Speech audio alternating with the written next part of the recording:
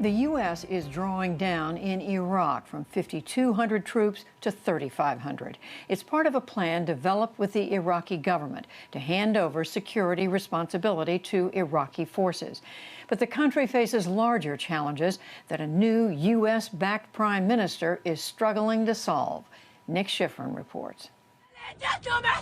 In life, Raham Yaqub led a clarion cry of Iraqi protest. She opened a woman-only gym and advocated female empowerment, and she campaigned against Iranian-backed militias. In death, she was a symbol of those militias' strength and of government weakness. We are still in shock. We didn't expect this. It is really a state of horror.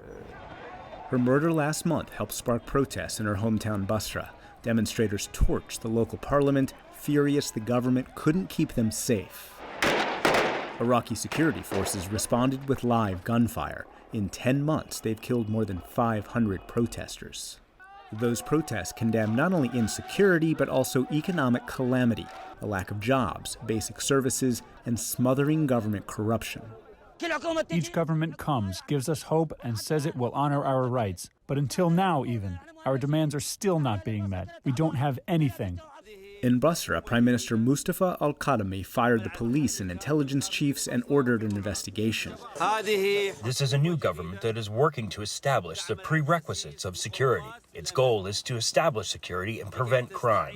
But he has struggled to de-arm Shia militias likely responsible for the Basra assassinations.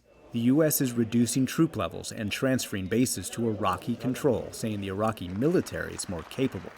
But the main challenge is governance. Kadhimi, who is U.S.-backed, has positioned himself as a reformer since becoming prime minister in May.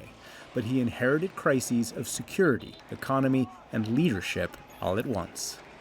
And I'm joined now by Ali Alawi, the finance minister of Iraq. Mr. Minister, welcome to the NewsHour. It seems like your job is massive.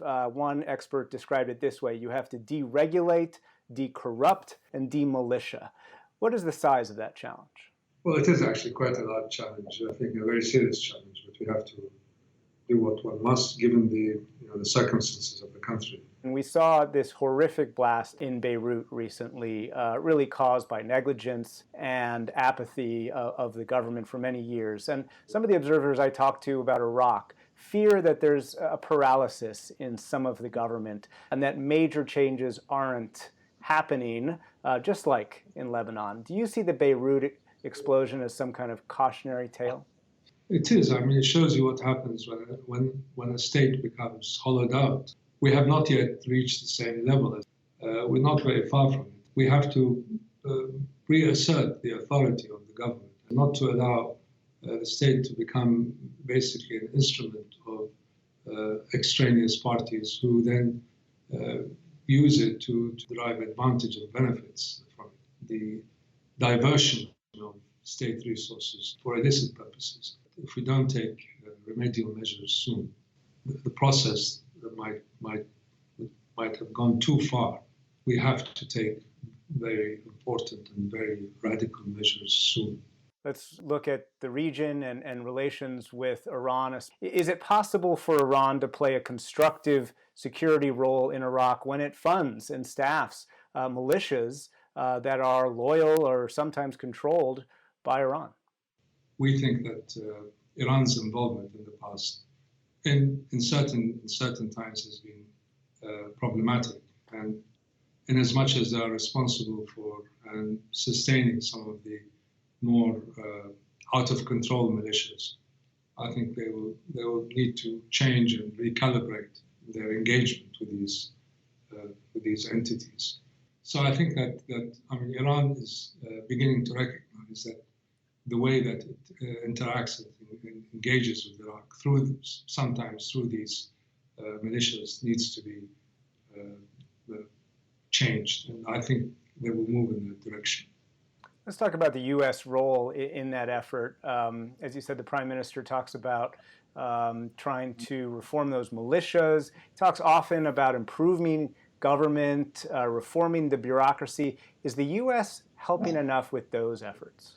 The United States has pulled back from many areas in which it had been active before. And now it appears to limits its engagement to mainly in the area of providing support to the Iraqi security forces. We also would like to see the US reaffirm or expand this engagement to include sectors which it's not active now as it was in the past. For example, in the economy, helping us to reform and restructure.